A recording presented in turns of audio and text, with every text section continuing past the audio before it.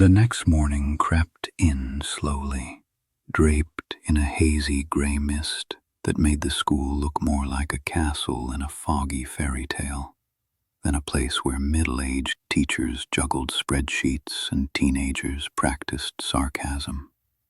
Alexis was in the lab earlier than usual, mostly because she hadn't been able to sleep. Not because of the walk with Harvey, of course, or the exchanged numbers, or the way his voice dipped when he said her name. It was probably just caffeine. Definitely caffeine. Ethan was already at his desk when she walked in, hood up, typing away like he was trying to beat the clock on a nuclear launch. He didn't look up when she entered, which was odd. He usually greeted her with some half-hearted mumble or nerdy one-liner. She set her bag down and took a sip of her travel mug. Morning, She said cautiously. Ethan paused, eyes still on the screen, then slowly, too slowly, turned to look at her. Okay, you look suspiciously smug today. Alexis blinked. Smug. Yeah, like you cracked the Enigma code and solved cold fusion in your sleep. What's up with that? She crossed her arms, trying to stifle a grin. I look the same as I always do. No. He pointed at her. That's a walked around the field with a cute soccer coach face. Her eyes widened. You saw that? I exist, Miss Reed.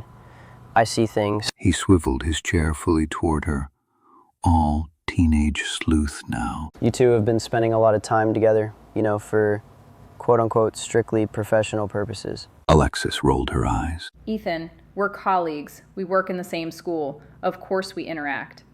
You walked under the lights after a long meeting. That's like cinematic. She leaned back against the desk, expression skeptical. You've been watching too many rom-coms. He grinned.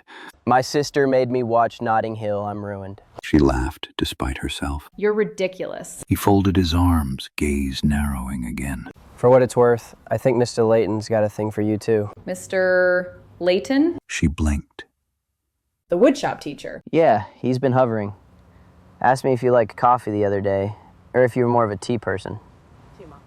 I think he was just making conversation. Twice? Alexis shook her head. Even if he did have a thing for me, I'm not looking for anything right now.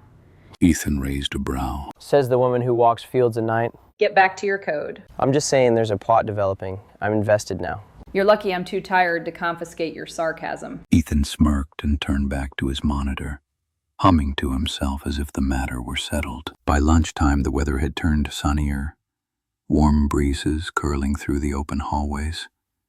Alexis and Ruby walked together toward the field behind the gym, talking about lesson plans, stubborn students, and the absurdity of trying to get ninth graders to properly cite sources in digital research papers. Ruby had packed a cucumber and quinoa salad.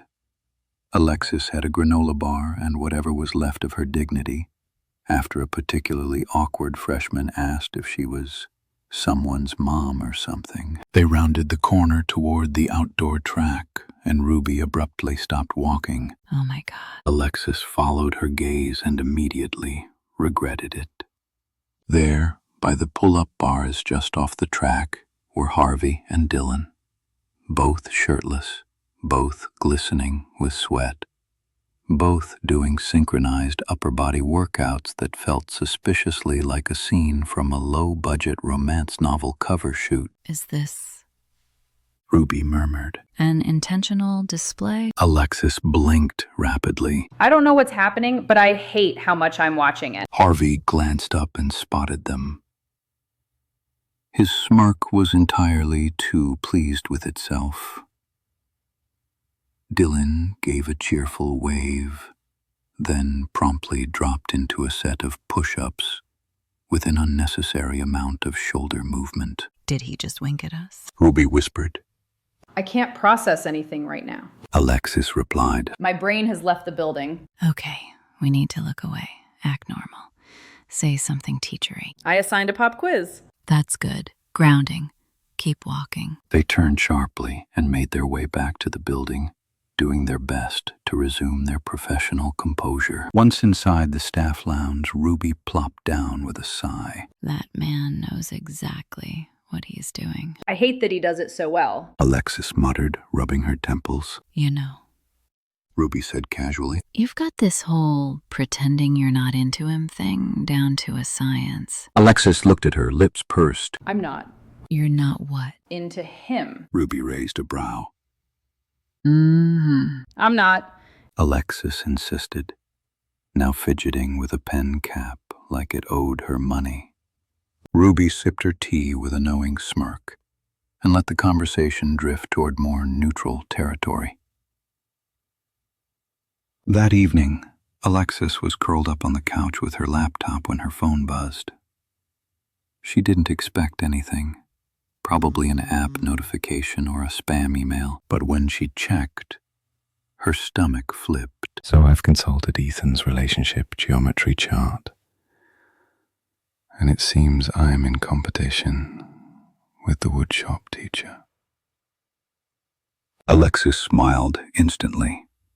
Her fingers hovered over the screen for a beat before typing back. Oh God, he told you? No, but I saw the man leave your lab carrying a paperclip and a dream. She laughed aloud. He needed a power strip. That's what I said when I borrowed one from Ruby last year. Still didn't get a date. You'll be happy to know I've sworn off woodshop romances. What about history teachers who don't understand Python but make good coffee? She hesitated, her smile lingering. I suppose I could make an exception, if he's willing to be a student. The typing bubble appeared, paused, then came back again. Then I'd be the most attentive one you've ever had. She set her phone down on her lap, heart fluttering a little louder than she wanted to admit. And for the first time since her last relationship imploded, Alexis didn't feel uncertain or guarded. She felt curious, hopeful, excited. But still, if anyone asked, she'd deny it, even if her smile said otherwise. Ab was quieter than usual after the final bell the next afternoon, the hum of computers now a soft backdrop to the afternoon light spilling in through the tall windows. Alexis had cleaned the whiteboard, adjusted her mug 3 times, and rearranged the chairs near the front row. She told herself it was just to be accommodating, professional, hospitable. Definitely not because Harvey had texted her, "What's the damage for a beginner Python lesson?"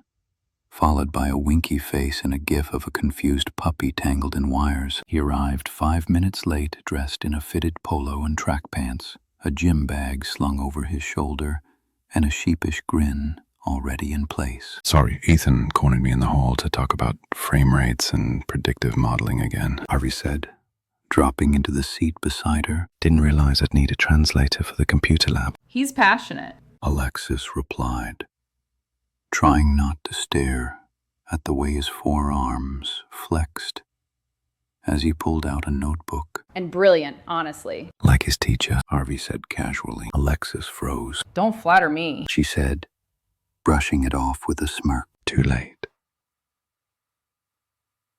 He leaned forward. So, Python. Do I get a 1? She blinked. What? You said we're learning Python, right? Thought I'd get a wand. Or a robe. At least a familiar. Alexis covered her mouth to stifle a laugh. That's magic, not coding. Pretty sure they're the same thing. He replied. One uses incantations. The other uses colons and brackets and existential dread. Alexis rolled her eyes and turned her laptop toward him. Okay, focus. This is your terminal. This is your console. And this She began typing quickly. is a print statement. Harvey squinted. It's like English, but if English went to boarding school, came back pretentious. You're impossible. True.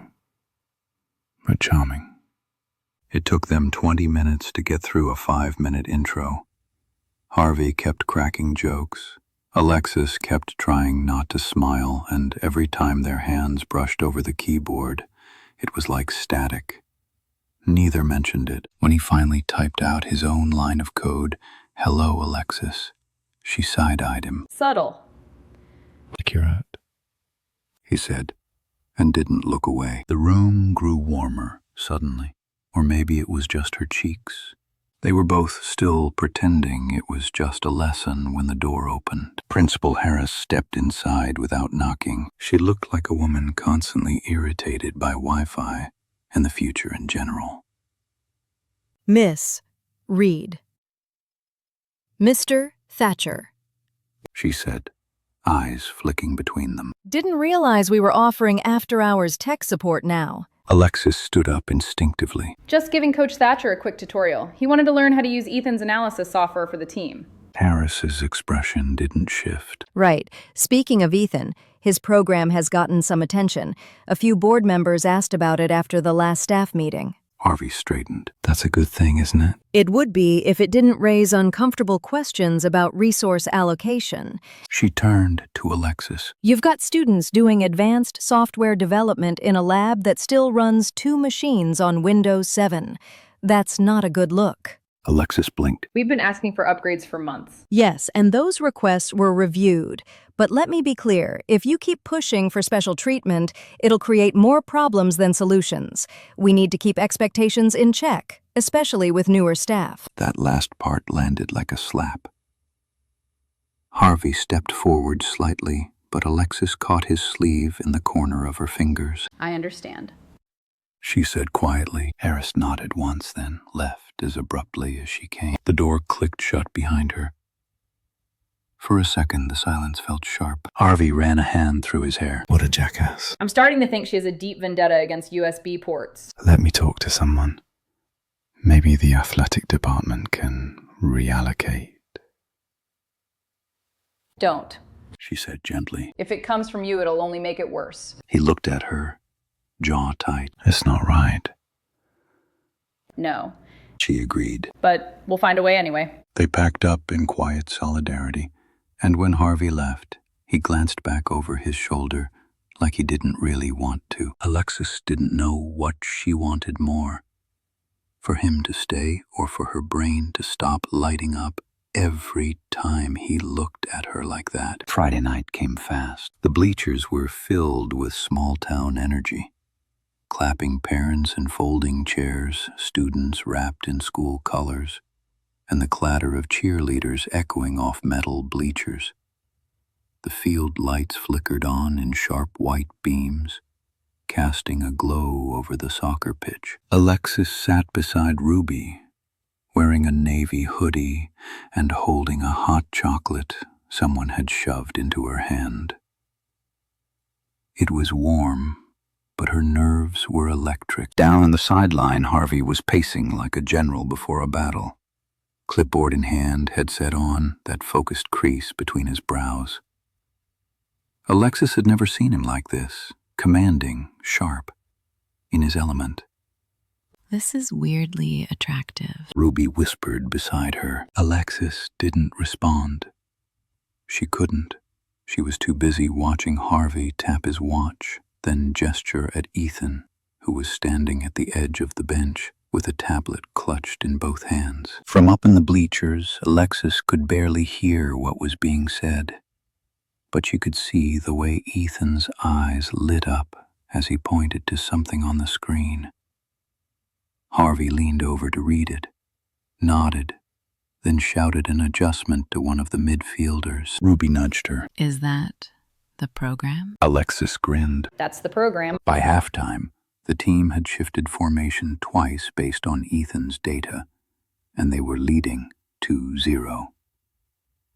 When the whistle blew, Harvey jogged over to Ethan and ruffled his hair like an older brother would, then turned to the team and barked orders that made every player sit up straighter. Alexis watched it all, heart brimming. She saw him differently now, not just the charming, sarcastic coach who loved his coffee a little too sweet, but a man who took his job seriously, who believed in kids like Ethan, who made space for other people's talents, who was possibly falling for her in the most inconvenient, beautiful way. And the scariest part, she might have been falling right back.